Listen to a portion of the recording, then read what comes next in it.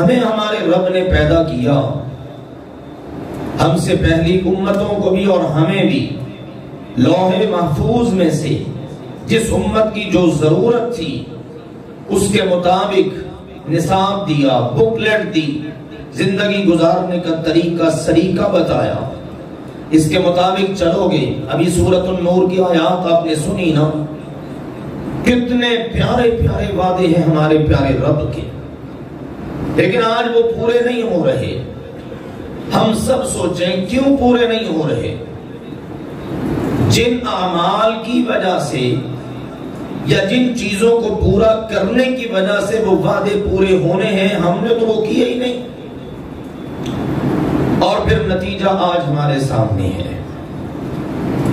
اس کے برعکس جن اقوام نے اگرچہ وہ مسلمان نہیں ہیں، اللہ اور اس کے رسول کی بات مان لی، بے شک اپنے معاشرے کے لحاظ سے، بے شک انسانی اقدار و روایات کے لحاظ سے آج وہ مزے لوٹ رہے ہیں، اور ہم سب کچھ ہونے کے باوجود بھی بھکاری بنے ہوئے ہیں، ذلت کی انتہاؤں کو چھو رہے ہیں، ہمارا کوئی پرسان حال نہیں۔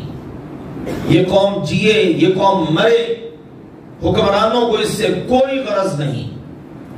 لوگ خودکشیاں کریں، لوگ ایک دوسرے کا قتل کریں، معاشی حالات تنگ سے تنگ تر ہوتے چلے جائیں، میرے عزیزوں کسی کو کوئی فکر نہیں۔ ہو بھی کیسے؟